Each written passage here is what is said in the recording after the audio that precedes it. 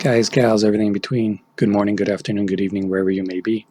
Today is Tuesday, October 6th, approximately 10:45 a.m. Just wanted to make a quick video, show you guys what some of the media outlets out there are saying about the situation as it happened over the weekend, about Donald Trump, and how, well, this station is anti-Trump.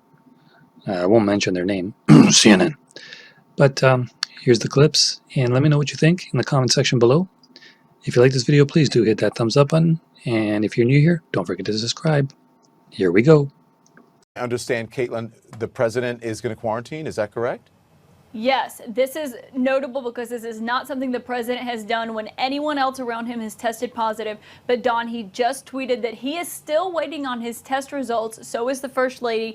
And he says, in the meantime, we will begin our quarantine process, after noting that Hope Hicks, of course, had tested positive. Don, I don't know exactly what this means, but it is telling that the president says they took a test tonight. They don't have the results still here, almost at 11 o'clock, over an hour after the president first said they were waiting on the results. And we know the White House has the 15-minute test at their disposal. It's what they use to test people every single day. Yet the president says he's still waiting on his result and he's going to quarantine. And of course, this comes just moments after you just read his public schedule for tomorrow, which had a fundraiser and a roundtable and a public rally, of course, in Florida. And the president seems to be saying he is going to cancel that if he's going to be quarantining. But it just raises questions, Don, about whether or not the president got a rapid test tonight and what the result of that was, because typically they would be able to say right away, yes, it was positive, or yes, it was negative. And as you noted, that still raises questions about whether or not he should be quarantining. But it's notable that right now he says he is going to go into this quarantine process because Hope Hicks tested positive, something he has not done in the past when other people who still work pretty closely with him have also tested positive. Our Caitlin Collins reporting the breaking news. And Caitlin, stay with me just for a moment. Caitlin just reported the news about the president tweeting tonight. Hope Hicks has been working so hard without even taking a small break, has just tested positive for COVID-19. Terrible. The First Lady and I are waiting for our test results. In the meantime, we will begin our quarantine process. It's certainly a turn of events here, Caitlin, when you hear from the President of the United States, when you go back and look at the public record of him and his handling of this virus and the statements he's made about the virus, that it's going to go away, that it is a hoax, that he doesn't want to wear masks, that people should be opening up, that people's personal liberties were being taken away, making fun of the former vice president about wearing masks and so on and so forth.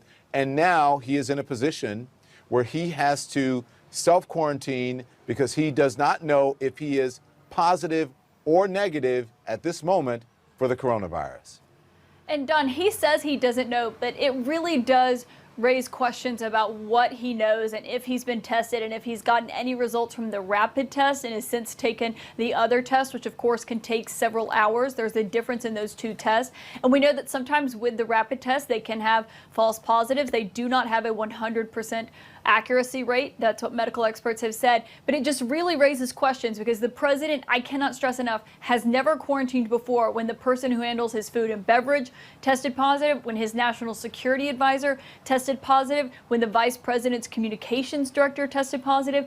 But now with Hope Hicks testing positive, something that we should note was first reported by the media, not announced by the White House, then later confirmed by the president. He now says he's going to quarantine. So it really does raise questions. And of course, this is crucial to public knowledge, knowing the president's health and whether or not he's tested positive for coronavirus. So the White House is not committed yet to giving us the result of what the outcome of his test is going to be, but it's notable that he says he and the First Lady are going to quarantine. And what that means for staff, can they still come to the White House? Can they still come into the residence of the White House? Is he still going to go to this rally tomorrow? It sounds like it's a no, but it's raising a whole slew of questions about what's been transpiring in the last few hours to lead the president to make this decision. All right. President of the United States and the First Lady have both tested positive for the coronavirus. The president releasing the information via Twitter just moments ago, saying tonight, the FLOTUS and I tested positive for COVID-19. We will begin our quarantine and recovery process immediately. We will get through this together. Caitlin, are you getting anything from the White House, from the administration? What are you hearing? Yeah, we are, Don. This is a nightmare scenario for the West Wing. 32 days before Donald Trump is up for re-election, he and the First Lady have now tested positive for coronavirus. And we just got a memo from the president's physician that the White House just released. I haven't even read it yet, so I'm just going to read it to you as I am going through it for the first time. It's from the White House doctor, Dr. Sean Conley. You remember him. We've heard from him before as he's gone over the president's health. And he says, I release the following information with the permission of President Trump and First Lady Melania Trump. He says, this evening I received confirmation that both President Trump and First Lady Melania Trump have tested positive for coronavirus. He says they are both well at this time and they plan to remain at home within the White House during their convalescence. He does not specify a time there, Don. He says the White House medical team and I will maintain a vigilant watch, and I appreciate the support provided by some of the country's greatest medical professionals. He says, rest assured, I expect the president to continue carrying out his duties without disruption while recovering, and I will keep you updated on future developments. Don, it's that last line that's going to raise some questions on what exactly this means for the president, if he's going to be in quarantine in the residence for the next 2 weeks, which is what the par for the course is. How does that affect how he's doing his job? Because Dr. Sean Conley says he's going to continue performing the duties of the office. I assume that means there's not going to be any kind of transfer of power situation going on, but the day-to-day in the West Wing is not going to be realistic given that the president is positive for this highly contagious disease. So there are going to be so many questions raised, and also questions raised on about what the president did today and yesterday and about those people he was around, because he attended an indoor fundraiser today and hours later has tested positive for coronavirus. He was not wearing a mask at that fundraiser and now he has coronavirus. He was around thousands of people at this rally outdoors last night, but still in pretty close proximity to these people in this crowded area. This is going to raise so many questions, Don, but I cannot stress enough, this is a nightmare scenario for the White House, and we had a suspicion this was in the making because they had been so quiet about what his diagnosis was, and it had taken so long for us to get these results that something seemed to be up, because they have that 15-minute test, and of course now we know exactly what it was that was going on. Caitlin, listen, I think it's important. I want to read the tweet, and I want you to read this. You said it's Sean Conley, Dr. Sean Conley. I want you to read the entire statement because I think it's important for our viewers here in the United States and around the world who are watching. First of all, this is how we learned, Caitlin, of the President and the First Lady's positive testing for the coronavirus. It says, tonight, Flotus and I tested positive for COVID-19. We will begin our quarantine and recovery process immediately. We will get through this together. That was the first official word that we got, that the President and the First Lady had tested positive. And then, Caitlin, you got a response sent out to you and the media from the President's doctor. What does that statement say?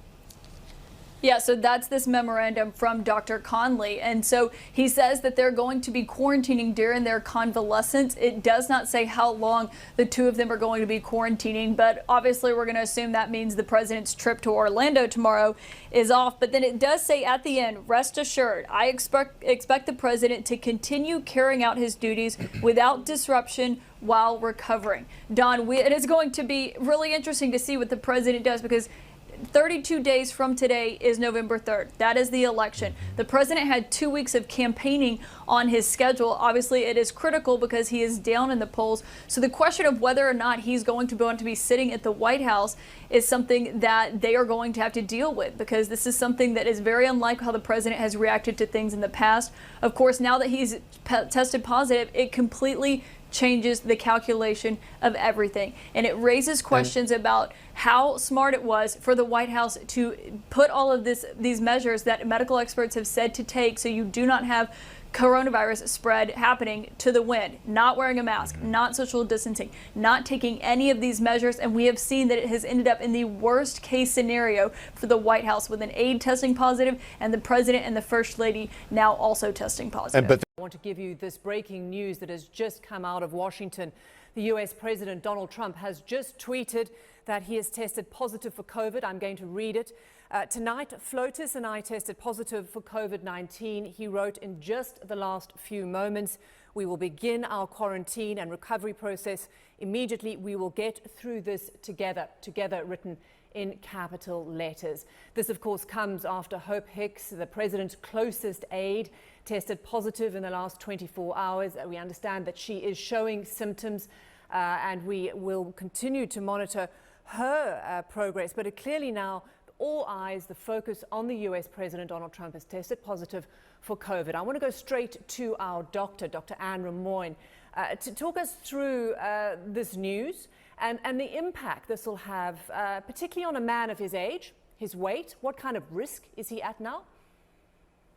Well, Robin, this is a stunning announcement tonight, and we're all very concerned about having anyone test positive for COVID, but in particular the President of the United States and the First Lady of the United States. This just shows how important testing, tracing, quarantining, and isolating is here.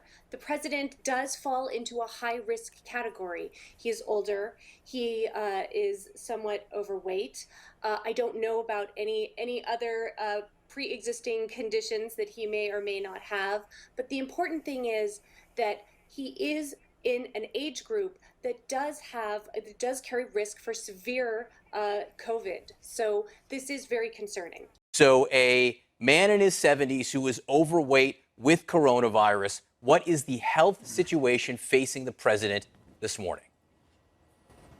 Yeah. Good morning, John. You know, first of all, let me just remind people that obviously, given the president's age and his pre-existing illnesses, he's going to be at increased risk from this disease. But I want to preface by saying, still, the odds are very much in his favor. I don't want to unsettle people too much with this. You know, greater than 90%, 95% chance that he will get through this still. But let me show you a little bit about the president. We know about his medical history.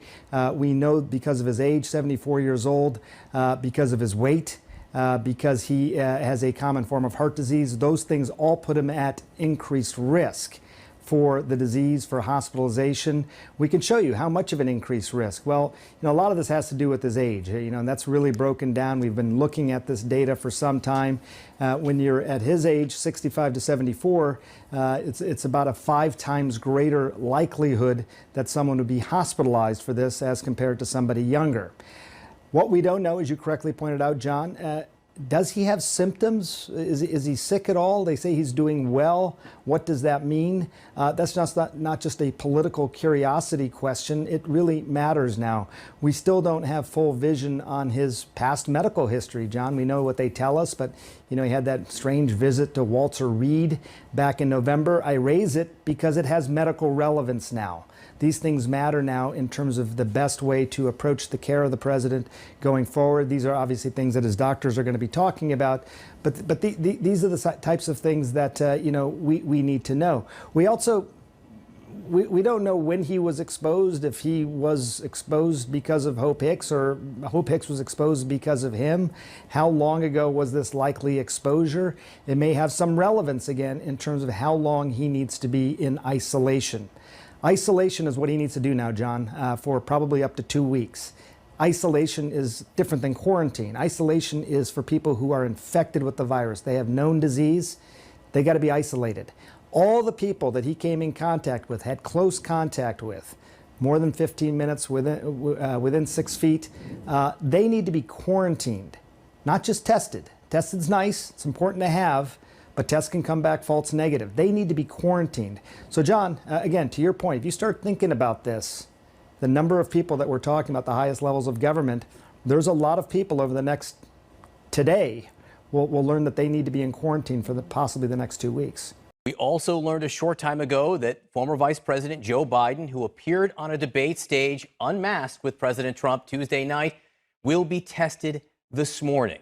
CNN's Arlette Saenz covering the Biden campaign. She joins us now with the latest on that. Arlette, what are you hearing? Well, John, a source tells CNN that Joe Biden will be tested for coronavirus this morning. We've also reached out to campaign officials to see if there is any more guidance on that or a general response to the fact that President Trump tested positive for coronavirus just a few days after he appeared on stage with Joe Biden. Now, Biden has been getting tested regularly. His campaign had told us a few weeks ago that he was going to be tested weekly, and if he ever had a positive test, that they would tell the public. But right now, there's a lot of questions about what campaigning is going to look like. And while there's already been a debate over the debate about rules, now there are questions about what will happen to those future debates. You saw Joe Biden and President Trump standing on that stage, socially distanced at their podiums. It's unclear if they ever crossed closer paths while they were on that debate stage. But certainly this has raised a lot of questions about the way that each of their campaigns are handling the issue of coronavirus. You often see Joe Biden out with a mask. It's actually very uncommon to see him without a mask in public. The president mocked Biden for that during the debate on Tuesday night. Now, Biden today is scheduled to go to Grand Rapids, Michigan, where he was slated to deliver remarks on the economy. We learned overnight that the campaign actually asked one of those reporters who was supposed to go on that trip not to travel with them today, because that reporter informed them that they were on Air Force One to Minnesota when the president traveled there on Wednesday. So the Biden campaign decided not to have that reporter on for the trip. But there are questions about whether Biden will continue on with this trip to Michigan after learning that President Trump, who he shared that debate stage with, now has coronavirus. John Christie was a central player in the debate prep for President Trump, who was in the room prior to the debate, the days prior to the debate, with the president, Hope Hicks, and others. Listen to what Chris Christie just said. No one was wearing masks in the room when we were prepping the president during that period of time. The group was about 5 or 6 people in total. Right, that was Monday. A small room, Dana Bash. That tells you the level of concern that this White House displays both internally and externally. For them, the pandemic may be over. At least it was, they thought, as of Monday. And these are days when, more than 800 people died, again, overnight here in the United States. Nearly 208,000 people have died from the pandemic so far, 43,000 new cases, and no one wearing masks while they were doing debate prep with the president 2 days before he was diagnosed with COVID-19. That's right. They met Monday twice doing debate prep. That small room, by the way, is the White House map room.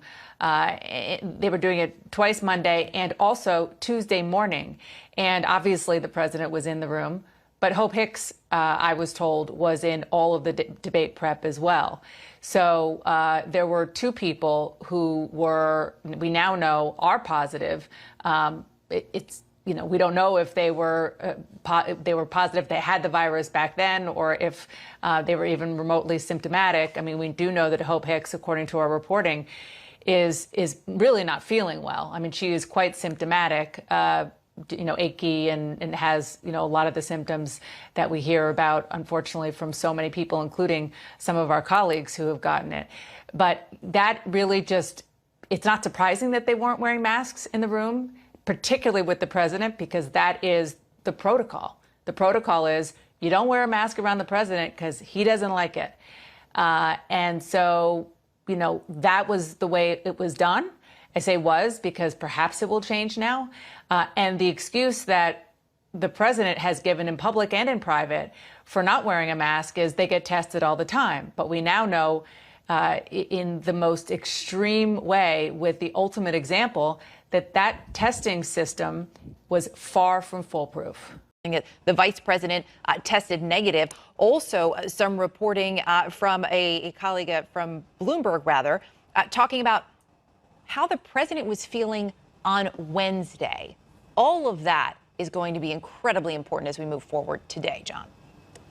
Eric, I just want to read this tweet from the Vice President's press secretary, Devin O'Malley, because it's important for continuity of government reasons as we await further information about the president. He said, as has been routine for months, Vice President Pence is tested for COVID-19 every day. This morning, Vice President Pence and the Second Lady tested negative for COVID-19. Vice President Pence remains in good health and wishes the Trumps well in their recovery. So that is positive news. It's not necessarily dispositive because we know it takes people some time, it takes the virus some time to germinate in somebody's body before they can test positive, but we can hope that the Vice President does not and will not have this virus. But we do have that reporting that you mentioned from our colleagues at Bloomberg that aides were concerned that the president didn't feel well. Remember, Erica, the White House has not voluntarily disclosed anything about this. Hope Hicks, the president's very close aide, was not feeling well on Wednesday. White House aides knew that. They traveled yesterday without masks. Hope, the president, close aides to the president. We know that the administration has been stunningly irresponsible throughout the last several months in not elevating the science, in not emphasizing the danger and transmissibility of this, in mocking people who wear masks and not wearing masks themselves. We saw that at that debate Tuesday night. The president's team came in, removed their masks, sat in the audience without wearing them. So a lot of people have been put in jeopardy by the president's behavior. And now we've learned, of course, this morning that one of those people is the president himself. Jim, it's almost impossible to process how much has happened this week, but let's go back to the beginning of the week and walk through it. On Monday, September the 28th, the president had an event on the South Lawn. He had a coronavirus testing event in the afternoon, then he did debate prep. On Tuesday in the afternoon, he flew to the debate, did a walkthrough at the debate hall, debated Joe Biden at 9:05, and then returned to the White House. On Wednesday, he talked to the press before leaving the White House without wearing a mask, went to a fundraiser at a private residence in Minnesota, had a rally in Duluth. It wasn't a particularly long rally, and then he came home in the evening on Wednesday night. On Thursday, staffers for the White House learned at some point during the day, that Hope Hicks had tested positive. The president nevertheless left the White House along with Hope Hicks and many close aides, flew on Marine One, went to Bedminster at his golf club, where he had a roundtable with supporters. We are told that he was feeling lethargic at that event. He then returned to the White House at 6 p.m. The White House disclosed nothing about any of this until our colleague Jennifer Jacobs from Bloomberg reported around 8 o'clock that Hope Hicks had tested positive. That was the trigger. Then it was confirmed by our colleagues at CNN. The president went on Hannity, said, well, whether I have it, I don't know. I'm waiting for test results. Then after midnight, he tweeted that he had tested positive and gone into quarantine. That's how we got where we are now. Very early this morning, the news came that the president and the first lady had tested positive for the virus. I pray for them all the time, including last night, so this was just a continuation of more prayers for their safety and their health and well-being.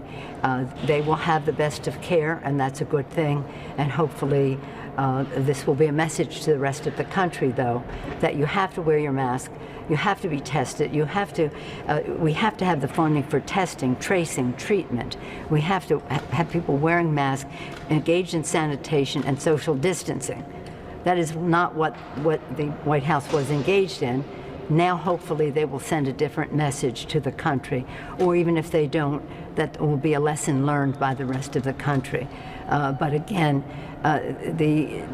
this virus has affected so many families. Over 209,000 people already have died.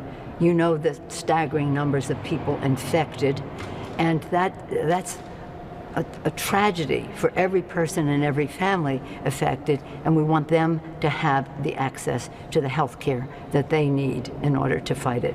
As we do. Precautions are you going to be taking? Have you been tested this morning? An abundance of caution. I was tested this morning because I've had meetings with Secretary Mnuchin and the rest. He put out this morning that he tested negative this morning, so that was good.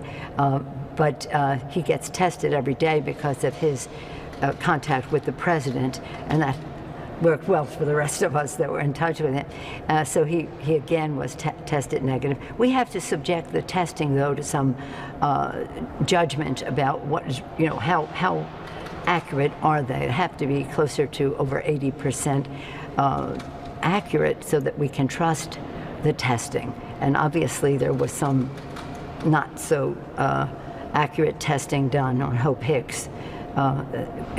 We'll find all of that out. So yes, I did, and we do have our office of the official physician of the Capitol is in touch with the District of Columbia, they manage this under the auspices of each other, and they have a tracing protocol in the work that the office of the physician does. CNN has reported that a small circle of aides at the White House, they were aware that Hope Hicks had tested positive yesterday morning, and yet the president still proceeded with the events of his day. What do you make of that kind of judgment being carried out by the president? Well, what I want now is for us to worry about the rest of the country. I think that's most unfortunate. I don't know all the facts involved there, so I won't speak to it, but I think that there was some poor judgment involved. However, I will say that maybe the blessing of all of this, as sad as it is, and as hopeful as we are that this will be dealt with quickly as far as the President, First Lady, and others, Hope Hicks as well, that the rest of the country has to know that even with the precautions taken surrounding the president, that people are susceptible, so that they should ignore the, shall we say, mocking of masks and wear masks, that they should keep their distance and not go to events that are packed with people unmasked without social distancing and laughing at the fact that other people are wearing masks. My understanding at the debate, it was like a wedding. Democrats on one side, Republicans on the other. That's unusual. I've never been to a debate that was that way. But on one side, everybody had on masks. On the other side, practically anybody had on a mask. Have you talked to Joe Biden's campaign? Are they taking any additional precautions given the fact that they were in the same place with the president just a few days ago? Well, they're addressing that, but understand this about Joe Biden and Dr. Biden and their our vice presidential candidate, Kamala Harris. They have always taken precautions. This is not news to them that this is a deadly virus that can spread in an airborne way. So they will obviously continue the protocols that they have in place all along, and yes, addressing the fact that they were in that same proximity with the president. I don't want to announce any of their plans, but anyone who was that close up for that length of time with someone who's been diagnosed has to take other precautions, and they'll be making their announcement. But it's nothing changing what they're doing, because they have been doing it all along. Maybe people will understand it better, and the president won't be mocking it as we go along. But again, let's just hope and pray that, because by dint of age and predisposition, whatever it is, the president is vulnerable, and we hope and pray that he will get through this. And they're all different versions of the story when you get diagnosed. So I was tested this morning. I don't have the result, but the doctor had said if the Mnuchin test negative, that's good, then there's not an imminent need for you to be tested, but as an abundance of caution, I did so. And that's the only person from the White House that you have been in the room with in the last several days? Yeah, well, he and his aide, but he is the one that is in the room. Right. in the room with the president. But again, let's just take it as a prayerful moment for our entire country. The mask I have today, was just by coincidence, is one my colleague Susie Lee gave me. Her sister made it. It's faith, hope, and love. And let's have faith in the love of all of us to give us hope that we can overcome this, working together. And sad as the diagnosis is that the President and First Lady have, maybe it is the pivotal moment to take us to a different place as we fight this vicious virus based on science, not on politics. As all of you know, the President and the First Lady tested positive for COVID-19. They remain in good spirits. The President does have mild symptoms, and as we look to try to make sure that not only his health and safety and welfare is good, we continue to look at that for all of the American people. He continues to be not only in good spirits but very energetic. We've talked a number of times this morning. I got the 5 or 6 things that he had tasked me to do, like I do every single morning, and he is certainly wanting to make sure that we stay engaged. I think the other thing that is critically important, the doctors continue to monitor both his health and the health of the First Lady. We'll continue to do that. They'll be glad to provide some updates later today as we look at this. But I think the great thing about this president is not only is he staying committed to working very hard on behalf of the American people. His first question to me this morning is how's the economy doing? How are the stimulus talks going on Capitol Hill? A number of us in the core team of the White House continue to get tested on a daily basis like we have been, and as we look to that, we're very excited about making sure that not only that the health and safety of the President and the First Lady is addressed, but certainly that we address this battle together as a nation together, and the American people can rest assured that we have a president that is not only on the job, will remain on the job, and I'm optimistic that he'll have a very quick and speedy recovery. Mark, how would you describe his symptoms, and is he taking hydroxychloroquine? Well, I'm not going to get into any particular treatment that he may or may not have. He has mild symptoms. As we look at that, the doctor will continue to provide expertise in the residence. He's in the residence now, and in true fashion, he's probably critiquing the way that I'm answering these questions. And I can tell you that a number of us will be reporting back to him on the task at hand. What day and time, would you just clear this up, what day and time did you find out that Hope Hicks had tested positive, and did you sit on it until after the president went out to his fundraiser in New Jersey? Actually, as we look at this, I'm not going to get into the TikTok. I can tell you in terms of Hope Hicks, we discovered that right as the Marine One was taking off yesterday. We actually pulled some of the people that had been traveling and in close contact. The reason why it was reported out, and just frankly, is that we had already started the contact tracing just prior to that event. As you know, last night, even in the early hours of this morning, the minute we got a confirmatory test on the president, we felt like it was important to get the news out there at that time, and so that's why we sent out the tweet late, or actually early this morning. Regularly on the president's. Are you going to ask staff members to take additional? You know, Why aren't you wearing a mask right now? Yeah, so I've obviously been tested. We're hopefully more than 6 feet away, and if there's any concern there from a guidance standpoint, we have protocols in place, and we, you know, when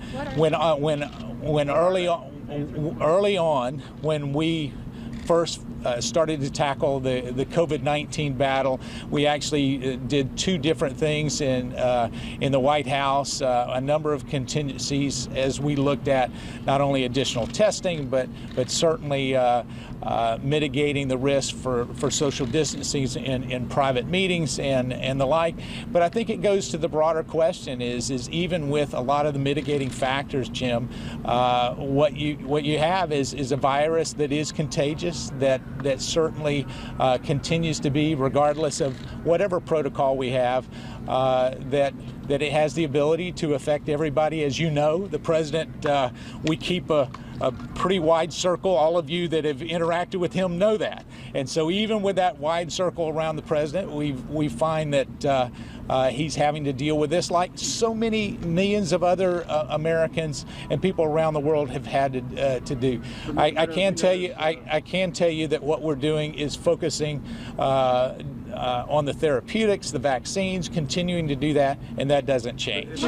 We're about to get also the actual video. Here's the video of the president walking out. Let's watch.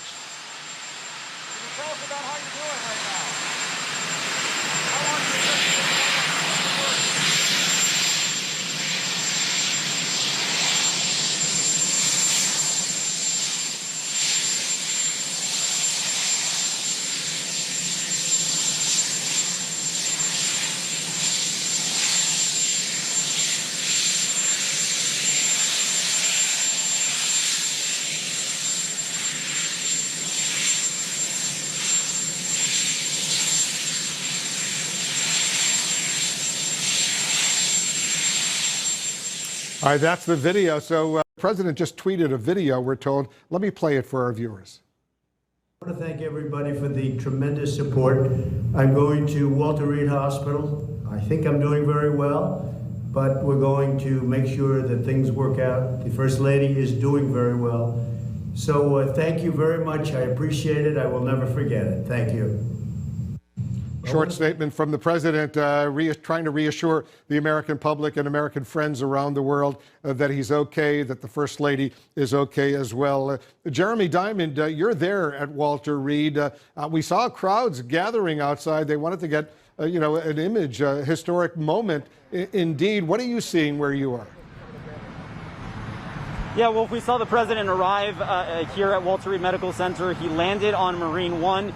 The president got off of Marine One, down the steps, and then boarded one of those SUVs that he typically uses for transportation, really to take him just a couple dozen yards, Wolf, so that he could go inside Walter Reed Hospital, which is behind me, behind this fence here.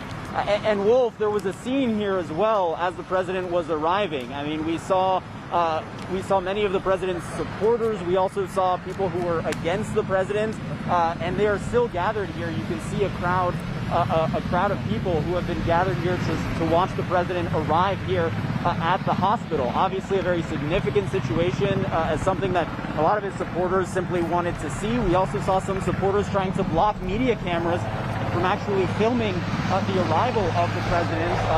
They are obviously aware that there are health concerns here, and this is something, an image that some of his supporters perhaps don't want to see. They don't want to give that to the media, to allow the media to cover this. Obviously, we were still able to get the shot here, Wolf, but there is a scene of people who have gathered as the President of the United States, 74 years old, in a high-risk category, of course, as it relates to coronavirus, is now admitted to the hospital for several days.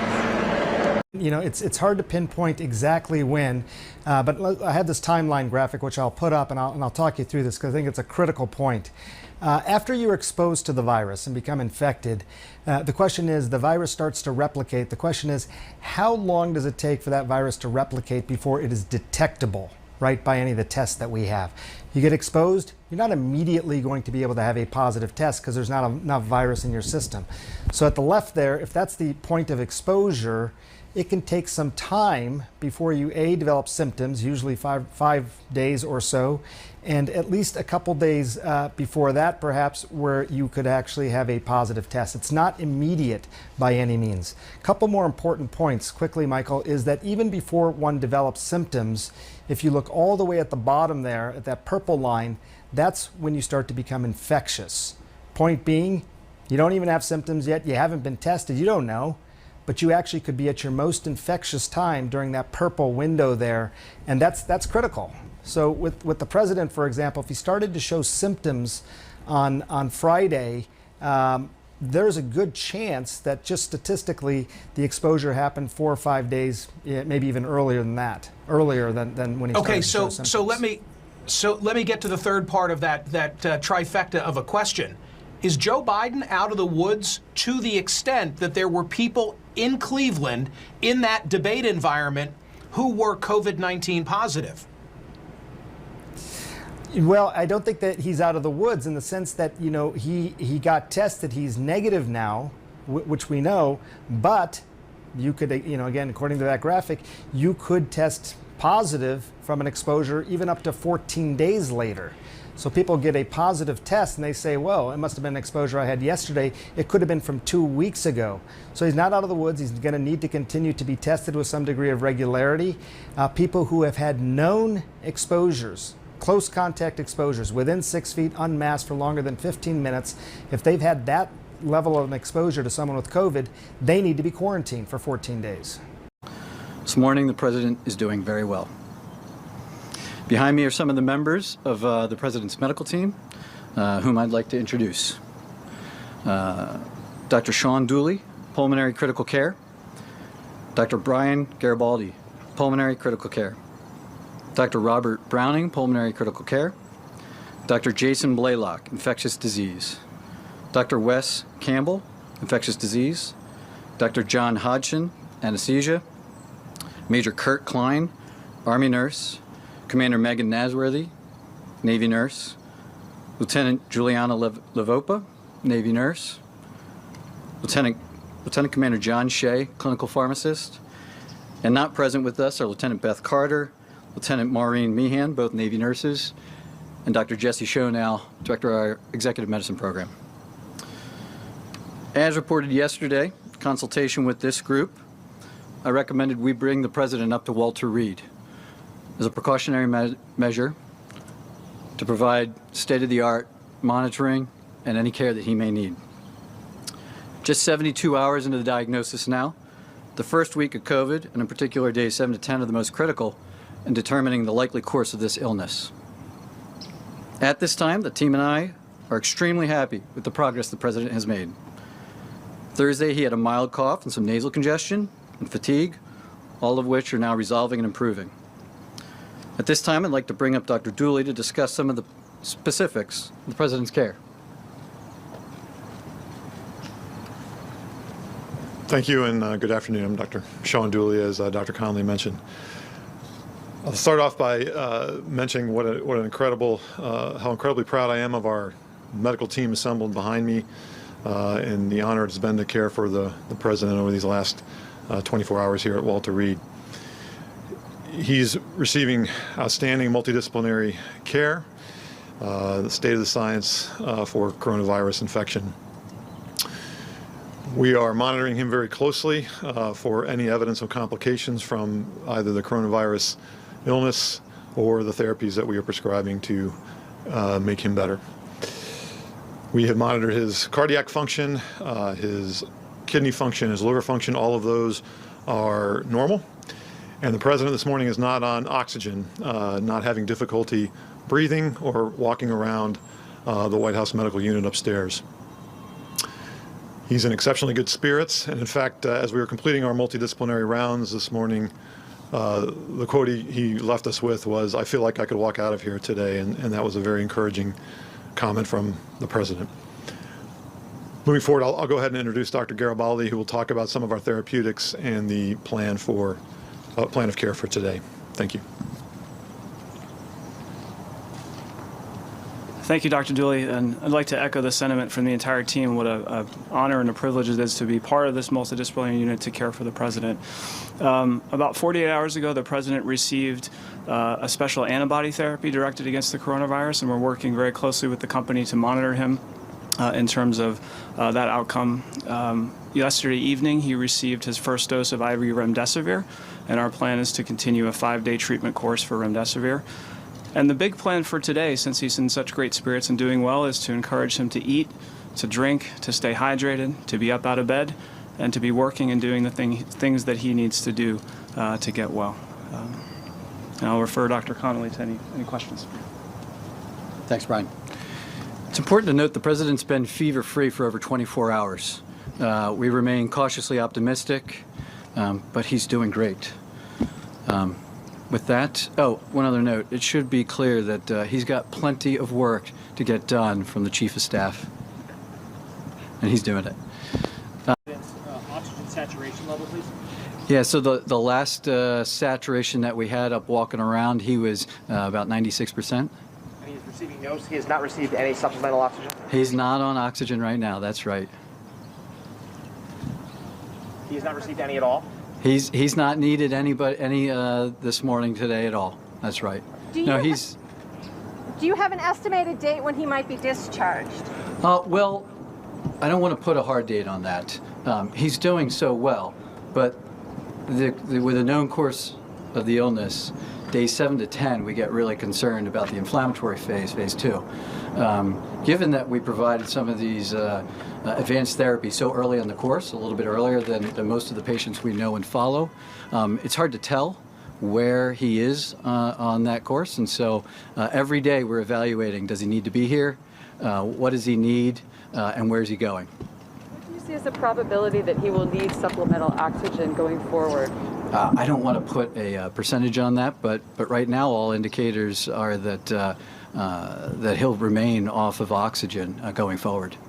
And in terms of like blood clots, pneumonia, bacterial infection, what do you see as the risk on that front? Well, we know that all of them are risks associated with this condition.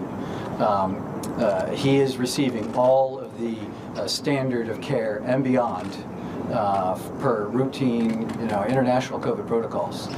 So we're monitoring for all of that, but at the moment, there's no cause for concern.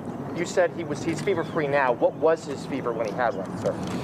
I'd rather not give any specific numbers, but he did have a fever Thursday into Friday, and since Friday morning, he's had none. Okay. And what was the date? On top of the other antibodies. I'm sorry? Why remdesivir on top of the antibodies? So remdesivir works a little bit differently than the antibodies. We're maximizing all aspects of his care, attacking this virus, a multi-pronged approach. As the president, I didn't want to hold anything back. If there was any possibility that it would add value to his care and expedite his return, I wanted to take it. And the team agreed, and that's why we proceeded. Doctor, what was the date of the president's last negative test? I'm not going to get into all the testing going back, but he and all the staff routinely are tested, and so.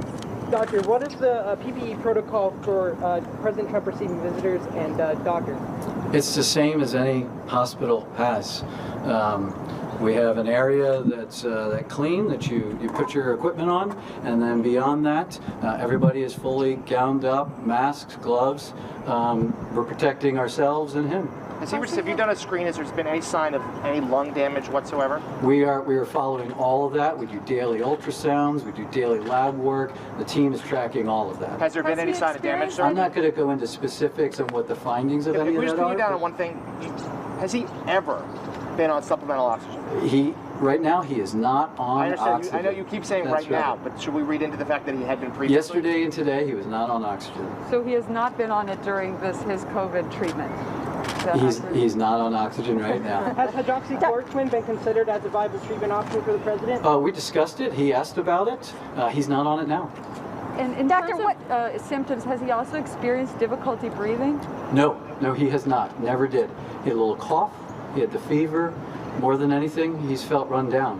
Who is handling contact tracing? Is that the White House or CDC? The White House Medical Unit, in conjunction with collaboration with CDC and local, state, and health departments, are conducting all contact tracing per CDC guidelines. When was the positive diagnosis made? You said 72 hours. That would put that Wednesday. Yeah. So Thursday afternoon, following the news of a close contact, is when we repeated testing. And given kind of clinical indications, that a little bit more concern, and that's when late that night we got the PCR confirmation that he was. Is there any clarity on how he became infected? Not going to go into that. As far as his care, it's irrelevant. Or when he became infected? Yeah, we're not going to go into that. We're just tracking his clinical course and providing the best care we can.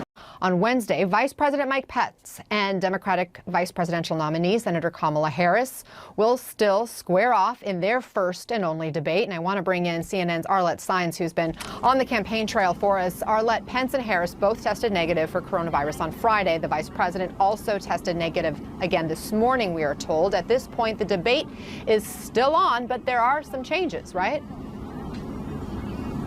Yeah, there are some changes to what is going to be this week's marquee event when Mike Pence, the vice president, and Senator Kamala Harris face off in Salt Lake City for their first and only vice presidential debate of this cycle. Now, originally, the podiums at that debate were only slated to be about 7 feet apart, but we've learned that they have decided to move them a bit further away from each other. They will be seated about 12 feet away from each other as they debate on Wednesday, due to the coronavirus and some of the concerns that have come up over the past few days after the president's diagnosis and also positive diagnoses of other people in the president's orbit. Now, we have learned, as you mentioned, that Vice President Pence has tested negative for this twice, but we will see going forward how many times he might be tested heading into that debate on Wednesday. And another change to this debate is the issue of masks. Everyone who is in the audience, in attendance, will be required to wear a mask. The only people in the room not wearing masks will be the two candidates and the moderator. This comes after Tuesday night's debate in Cleveland, when there were some in the audience in the debate hall who did not wear masks. You saw people like the president's family walking in wearing masks, but once they were seated, taking those masks off. But at the Wednesday debate, everyone in attendance will need to wear a mask, and if they are not wearing a mask, they will be asked to leave. Anna. Okay, Arlette Saenz, thank you. So, President Trump, First Lady Melania Trump, top aide Hope Hicks, they all now have coronavirus. They may have been contagious when they arrived in Ohio for Tuesday night's debate. The White House is now telling me, the senior administration official telling me, that they think that the time that all these people got it was at the event 2 Saturdays ago at the White House, the Supreme Court event. Has the White House called you, and if so, when, to let you know that they potentially were carriers of the virus and did not abide by safety protocols when they came into the great state of Ohio? Well, no, but I think the basic facts are pretty well known what happened. They didn't call you? Yeah. Well, I wasn't there for the debate. So I was there, when the president came into Dayton and when the president came into Toledo. Fran and I met the plane in Dayton. We went up in the plane for probably 7, 8, 9 minutes, 10 minutes with the president. So I was not at the debate at all. No, so I know that, but they flew into your state of Ohio, and they likely were contagious. They likely had the virus. I'm glad that you're okay, and I know that you weren't at the debate itself, and you didn't meet him around the debate.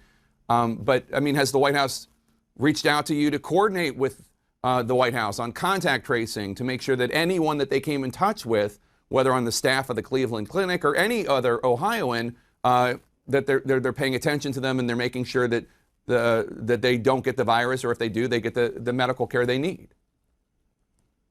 Well, they've not reached out to me. Now, I know that I talked to the CEO of the Cleveland Clinic the other day, who gave me an update, gave me a report. So I don't know whether they've reached out to the Cleveland Clinic or not. They've not talked to me about it, no. Well, I have to say, Governor, the president and his team were, I mean, empirically, they were reckless. In all likelihood, they brought the virus into your state. You have been working so hard, you've been on the show many times to talk about it, to try to help save lives in your state and to contain the spread.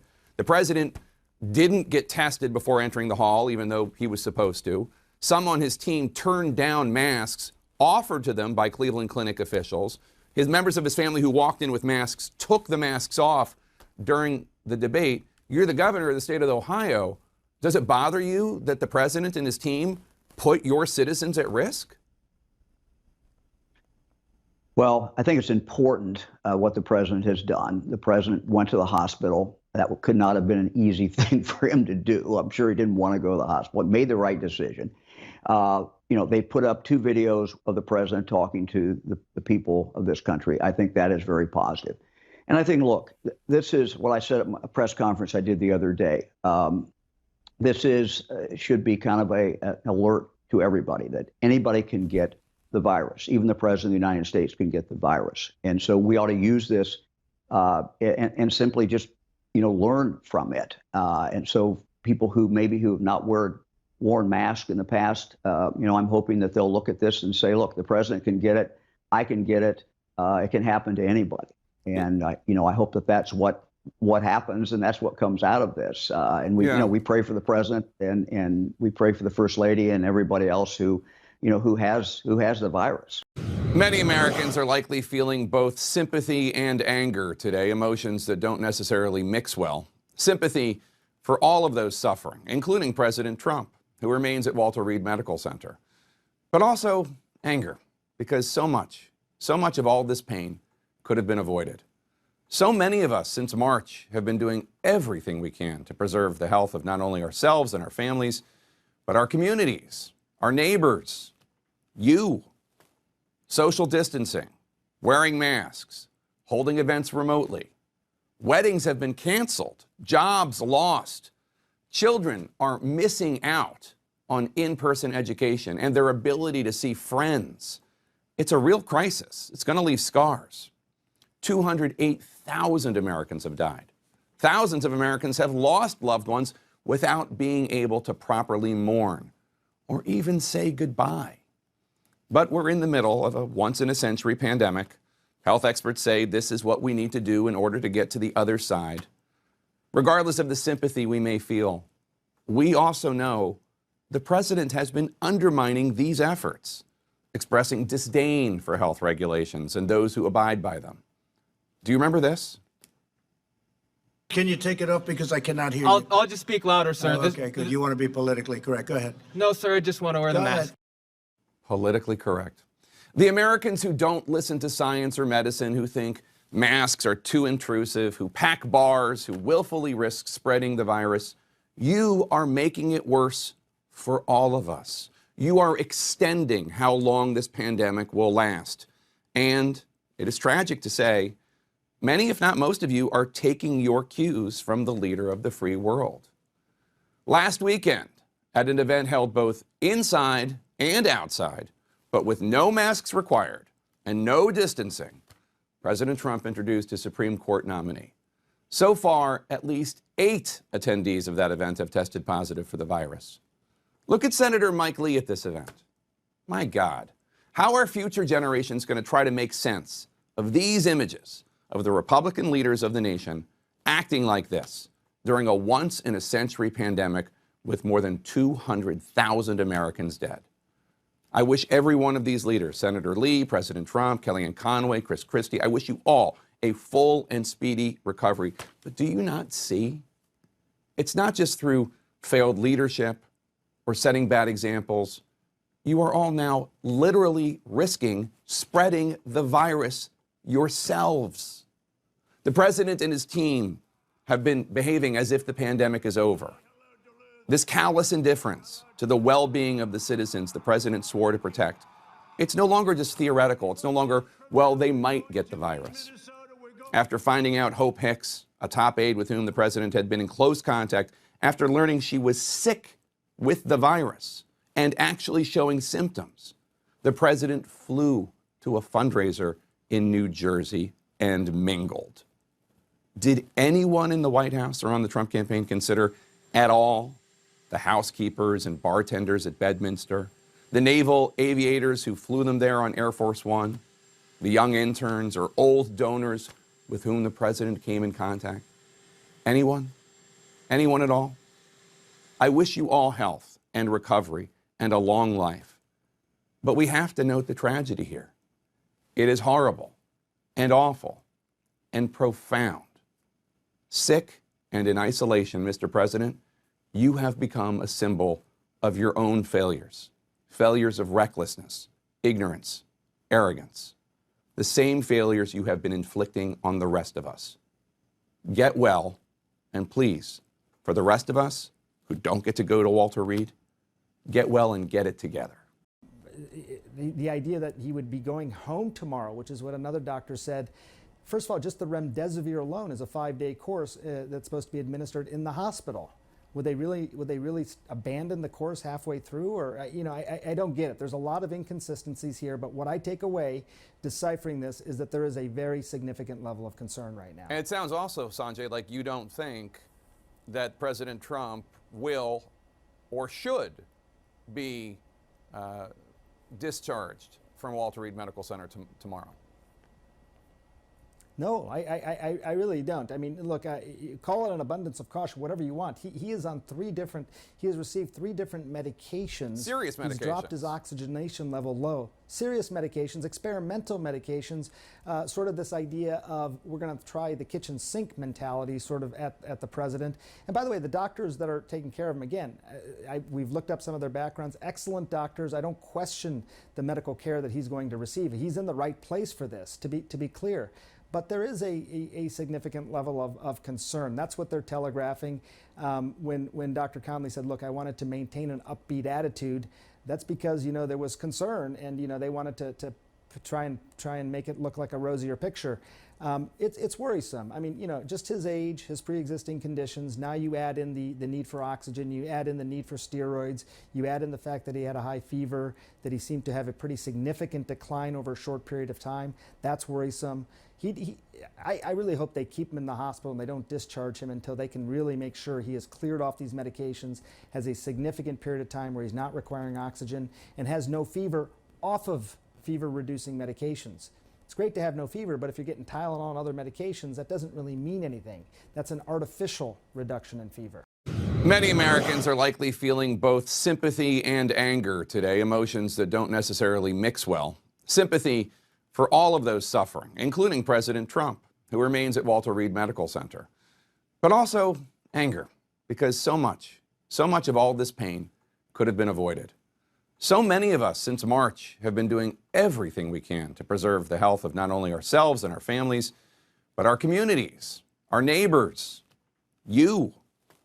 Social distancing, wearing masks, holding events remotely.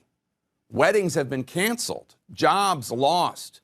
Children are missing out on in-person education and their ability to see friends. It's a real crisis. It's going to leave scars.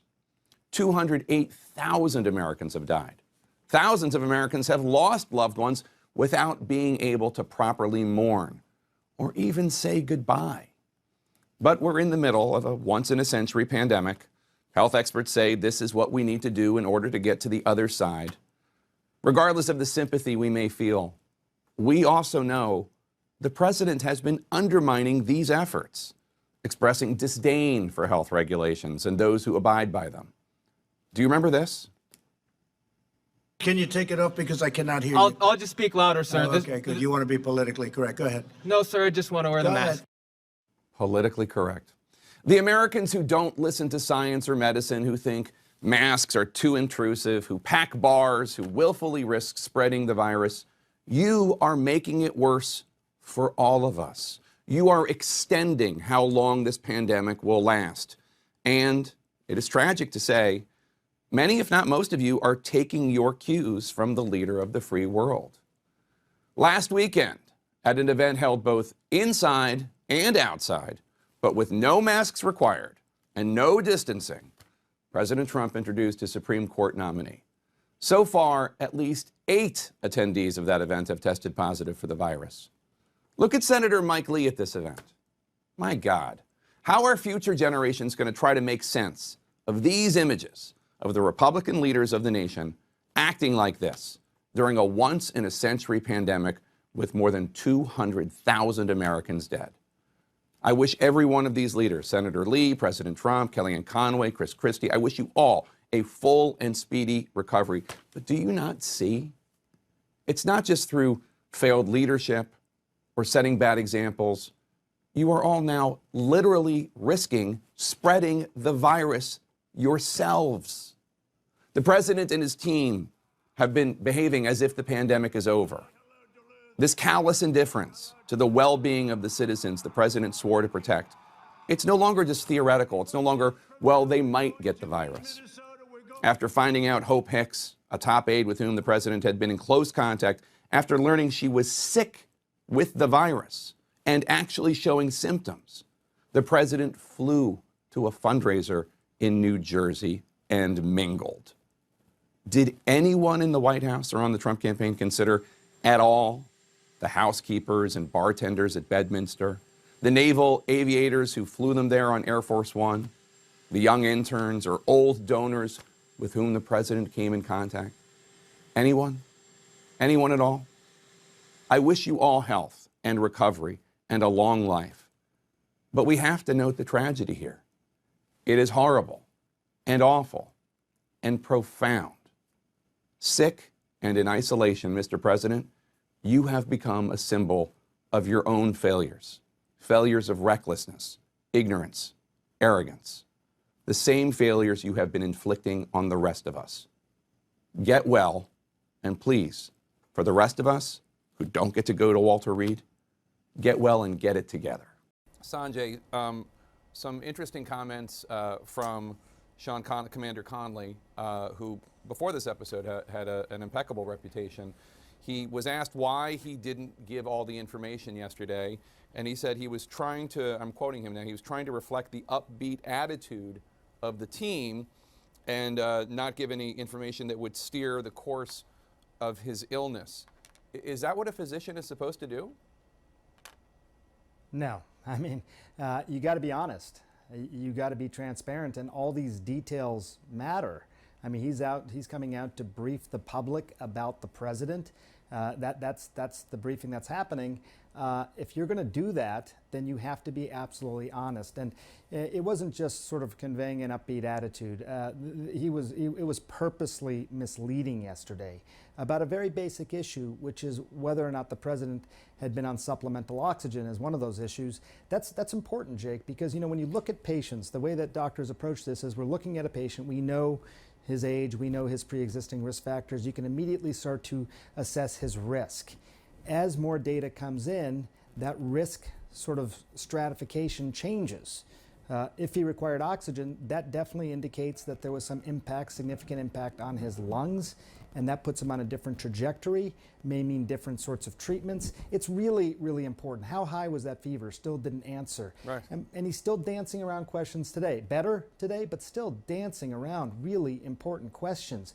When asked, was there a second episode of the president needing supplemental oxygen, he sort of said, well, I don't know. We'd have to check with the nursing staff. He knows.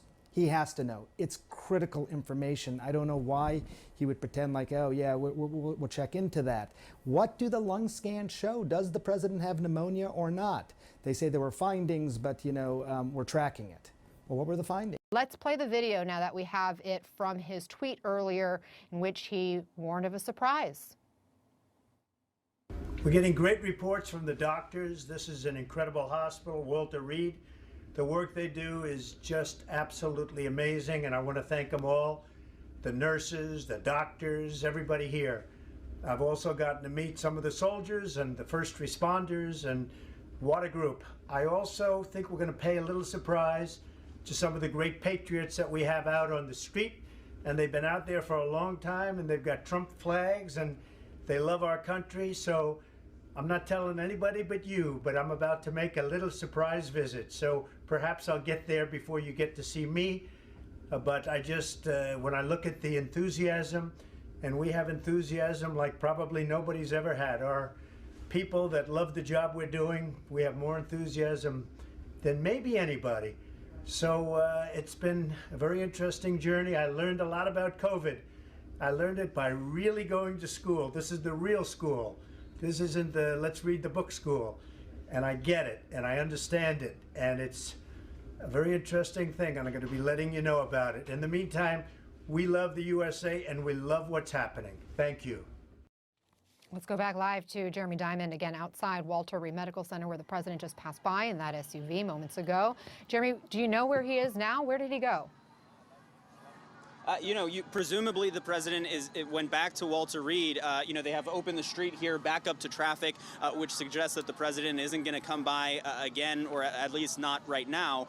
So presumably he is back inside Walter Reed. I would note that video that he sent out, he's announcing the surprise. Obviously, it was posted, it seems, right at the moment when his SUV, his presidential motorcade, actually arrived here on scene. Obviously, for security reasons, they wouldn't want to disclose that the president is about to make a movement in public, but obviously I'm sure Secret Service and the people protecting him had some concerns. We saw several of the Secret Service officers in tactical gear walking alongside the motorcade as well, because he is in very close proximity to the people the members of the public who are out here on the street. One thing that I would note, though, of course, obviously we've talked about the element to which this is the president trying to send a signal to the public and to the world that he is doing all right. But at the same time, you have to wonder, what was the risk-benefit analysis that was done here? I mean, it seemed like the Secret Service agents who were driving the president in that motorcade, they did appear to be wearing those N95 respirators on their faces, but that was it. The president right now, while he is at Walter Reed, we've been told by Dr. Conley and others that they enter those rooms with the full suite of protective gear on them. And that's not just an N95 mask, but it's presumably goggles or some kind of a face shield and gloves, and something over their entire bodies. So, the president here is, to a certain extent, putting these Secret Service agents who are driving him and who are in the vehicle with him at some degree of higher risk. Obviously, they are mitigating that risk to a certain extent by wearing these N95 respirators on their faces. But I do think that's something that we should note here, as the president is doing this, obviously, for a PR and kind of publicity value as well. One of the new cases, obviously, is in Washington, D.C., the President of the United States. What has been your involvement in handling this case in the president's care? Well, I think it's obvious, John, that I have not been involved. But again, I don't want to get into talking about the president's case, because that's not something that I've really been clear to talk about. But personally, I have not been involved in the direct care of the president. But I might comment that my colleagues that I know, including Sean Conley, are very good physicians, and they're very qualified. So I am really confident that the president of the United States is getting the optimal care that you can get with the team over at Walter Reed. You say you don't want to comment on his case specifically. Let's talk about, though, I think, some of the issues that have arisen, which is that we talked to a New York Times reporter, Michael Shear, who was at the White House event more than a week ago where Amy Coney Barrett was officially nominated for the Supreme Court. There were a lot of people there. There was an indoor portion of that. He stopped by the White House that day and then traveled with the president that night. He is now tested positive, says he hasn't been called for contact tracing.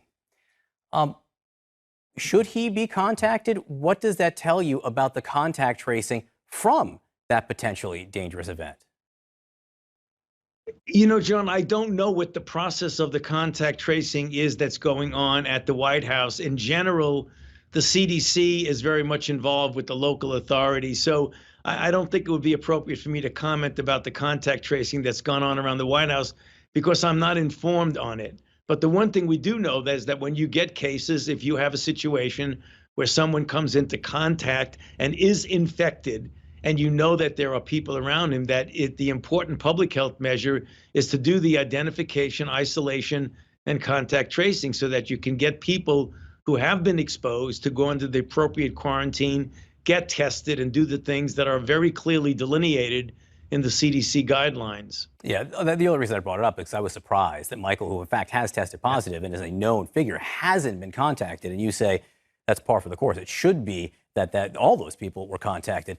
Yes, Dr. Fauci, absolutely. From a moment when someone like Michael or someone else, from the moment when you start to show first symptoms, you display symptoms of coronavirus, How long at this point do we believe you are contagious? You know, John, it really varies from person to person. What usually happens is that you get exposed. After a couple of days, the virus replicates in your upper airway, and you can be infective to other people for a day or two before you actually get your symptoms. Once your symptoms come, that's a median of about 5 days is the median time from exposure to the expression of symptoms.